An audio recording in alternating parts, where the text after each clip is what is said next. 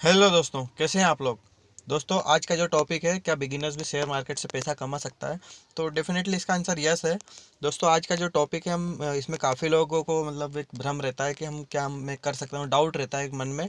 तो बिल्कुल भी अगर आप डाउट ना रखें, अगर आप इस फील्ड में इंटर करना चाहते हैं तो आप डेफिनेटली कर सकते हैं और काफ़ी अच्छा कर सकते हैं, अगर आप अच्छे से सीखते हैं, अच्छे से सब चीज़ें फॉलो करते हैं, रूल्स फॉलो करते हैं। तो सबसे पहले अगर हम किसी भी फील्ड में इंटर करते हैं तो हमें कुछ सीखने की ज़रूरत होती है।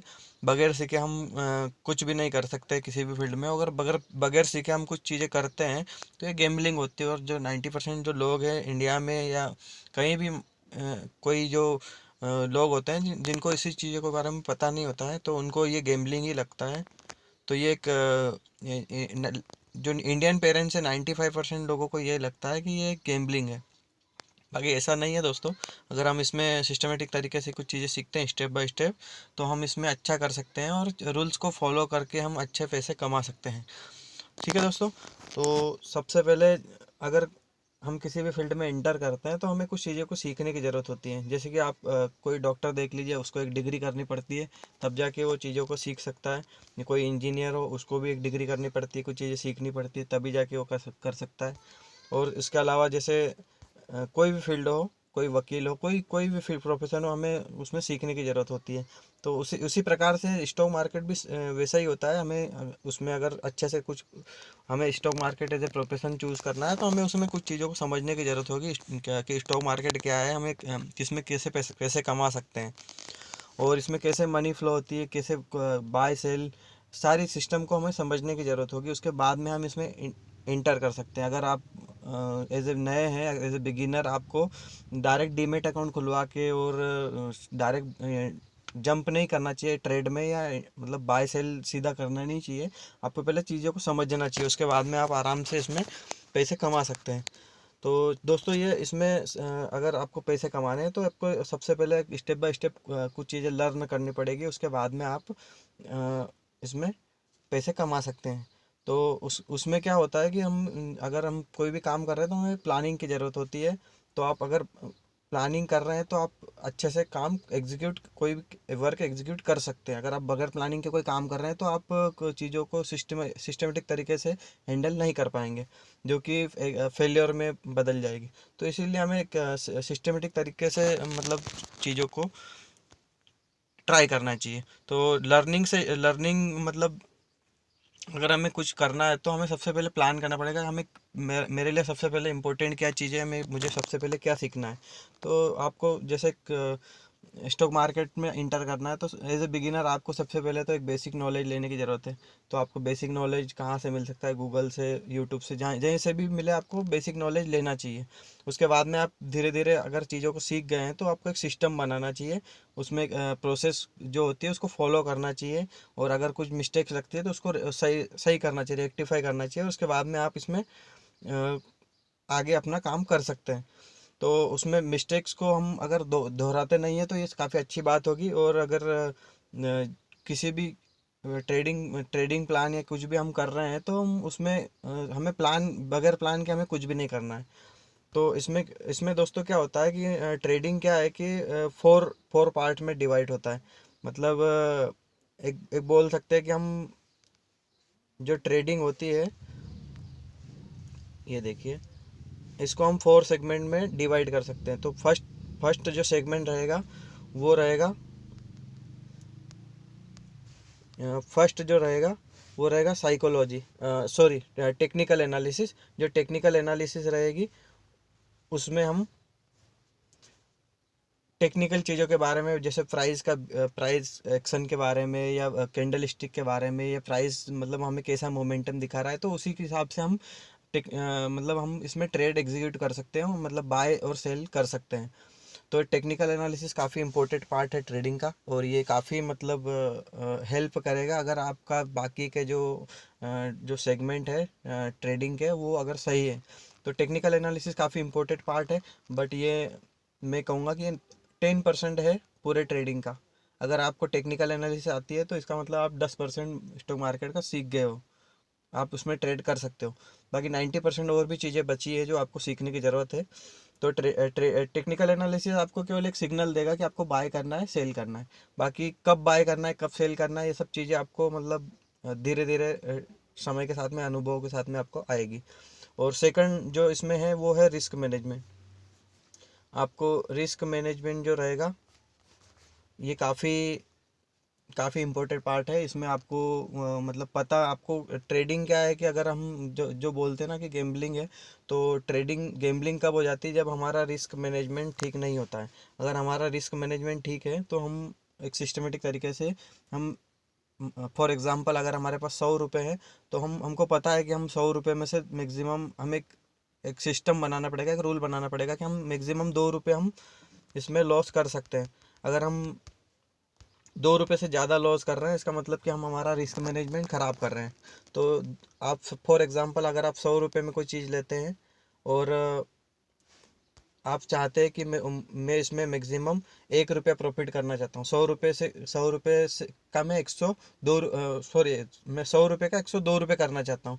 मतलब आप 2 रुपये का रिवार्ड चाह रहे हैं, और आप इसके लिए कितना मैक्सिमम रिस्क कर सकते हैं, कितना आप लूज़ कर सकते हैं, वो मतलब मैक्सिमम होना चाहिए 2 रुपये, इससे ज़्यादा नहीं होना चाहिए। ये भी ज़्यादा है, आपको ट्राई करना चाहिए एज अ बिगिनर। तो आपको 1:1 ट्रेड में मतलब रिस्क मैनेजमेंट रखना, रिस्क रिवार्ड रेशो रखना चाहिए। बाकी ये 1:2 से कम नहीं होना चाहिए, अगर आपको एक प्रॉफिटेबल और अच्छा मतलब लॉन्ग टर्म के लिए देखना है तो ये हो गया रिस्क मैनेजमेंट। तो ये भी 10%, मेरे हिसाब से 10% इसका जो टोटल ट्रेडिंग सिस्टम होता है उसमें 10% जो हिस्सेदारी होती है वो रिस्क मैनेजमेंट की होती है। तो ये हो गया 10% अपना टेक्निकल एनालिसिस, और 10% हो गया रिस्क मैनेजमेंट। ठीक है। तो इसके बाद में तीसरा जो आता है वो होता है लाइफ मैनेजमेंट। अब लाइफ मैनेजमेंट क्या होता है दोस्तों? लाइफ मैनेजमेंट, इसमें हम चीज़ों को मतलब ज़बरदस्ती एग्जीक्यूट नहीं कर सकते।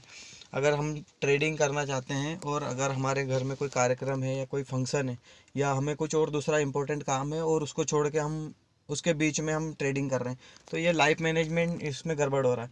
आप उसमें ठीक से ट्रेडिंग भी नहीं कर पाएंगे, और आपका जो लाइफ में मतलब जो आपके और दूसरा जो इम्पोर्टेंट काम है ट्रेडिंग के अलावा, वो भी आप ठीक से नहीं कर पाओगे। तो ये भी काफ़ी इम्पोर्टेंट है। अगर आप ट्रेडिंग करना कोई जॉब नहीं है, कोई कंपलसरी ऐसा कोई बॉस नहीं बैठा है कि आपको ट्रेडिंग करना ही है, ये आपके ऊपर है। तो ये सेल्फ कंट्रोल, सेल्फ डिसिप्लिन आपके पास होना चाहिए अगर आप एज ए ट्रेडर सक्सेसफुल बनना चाहते हैं। तो ये लाइफ मैनेजमेंट का ये चीज़ आपको ध्यान रखने की ज़रूरत है। ये भी 10% होता है, जो टोटल आपका जो ट्रेडिंग ट्रेडिंग सिस्टम का, ये 10% ये भी होता है। तो ये हो गया आपका 10%। 30% आपका जो हो गया ये टेक्निकल एनालिसिस, रिस्क मैनेजमेंट और लाइफ मैनेजमेंट। ये 30% आपका जो हो गया, अब बचा 70% जो बचा है, ये काफ़ी इम्पोर्टेंट है। ये मतलब सबसे इम्पोर्टेंट चीज़ यही है जो मैं आपको बताने वाला हूँ। जो 70% जो चीज़ होती है वो होती है साइकोलॉजी। अगर आपका माइंडसेट अगर नेगेटिव है, आपका माइंडसेट मतलब चीज़ों को बहुत आप काफ़ी मतलब लाइटली ले लेते हो या स्ट्रेस रहते हो, तो वो आपको फेवर में काम नहीं करेगी। तो आपको एक साइकोलॉजिकल लेवल पे भी आपको एक स्ट्रॉन्ग बने रहना पड़ेगा अगर आपको अच्छे से ट्रेडिंग करनी है।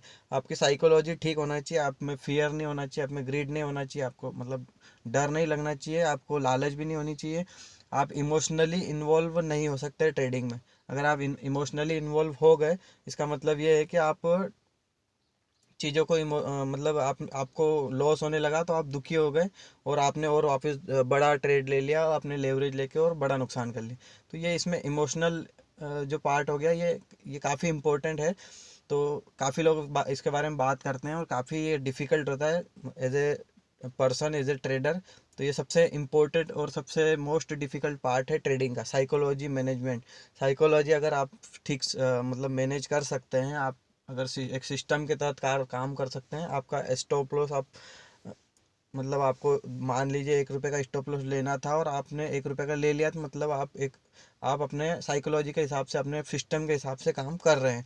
और अगर आप 1 रुपये की जगह 2 रुपये और 3 रुपये का स्टॉप लॉस ले रहे हैं, आपने प्लान किया था 1 रुपये का स्टॉप लॉस और आप ले रहे हो 2 रुपये का, 3 रुपये का स्टॉप लॉस, तो ये रिस्क रिवार्ड और सारी सिस्टम को गड़बड़ कर देगा। तो मैं इसीलिए बोल रहा हूँ कि 70% जो ट्रेडिंग का जो हिस्सा होता है वो साइकोलॉजी होता है। तो ये सबसे इम्पोर्टेंट है, और इसको हमें ठीक करने के लिए काफ़ी सारी चीज़ें हैं। मेडिटेशन कर सकते हैं, आप अपने आप को शांत रख सकते हैं। और एक सबसे अच्छा तो है कि आप एक सिस्टम बना लीजिए। आप अगर आपने प्लान, आप एक दिन पहले आप प्लान कर लीजिए कि मुझे ये करना है। अगर वैसा होता है तो आप करिए, अगर नहीं होता है तो आप ट्रेडिंग मत करिए। कोई ट्रेडिंग, मैंने पहले ही बताया आपको, कंपलसरी नहीं है आपको ट्रेडिंग करना।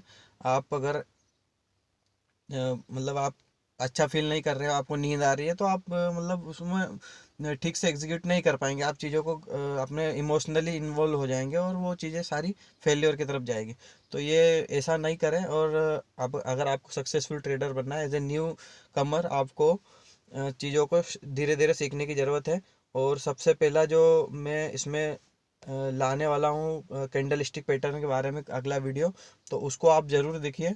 उसमें मैं आपको यही सारी चीज़ों के बारे में और वापस आपको दोहराते रहूँगा, ताकि आपको एज ए बिगिनर आपको ऐसा ना लगे कि मतलब मैं अब सीख गया हूँ।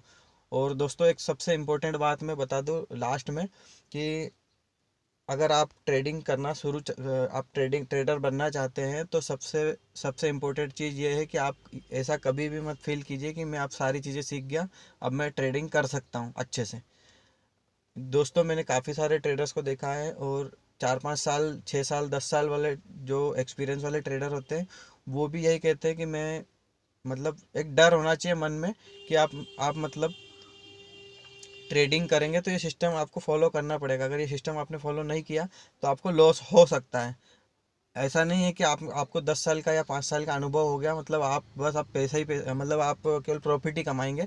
आपका स्टॉप लॉस भी हिट होगा, क्योंकि मतलब ये इसमें क्या होता है कि कंबाइन जो एक सभी लोगों का एक कंबाइन व्यू होता है, वो इसमें अप्लाई होता है।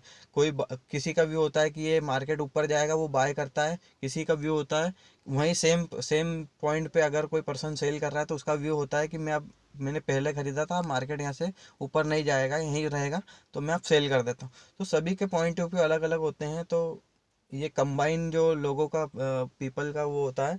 तो इसके लिए इसमें काफ़ी कॉम्प्लिकेशन होता है। तो इसमें ऐसा कभी भी कॉन्फिडेंस, अगर आपको अपनी ट्रेडिंग में कॉन्फिडेंस आ गया, तो आप पक्का लॉस करोगे। तो कॉन्फिडेंस रहिए, मतलब ओवर कॉन्फिडेंस नहीं होना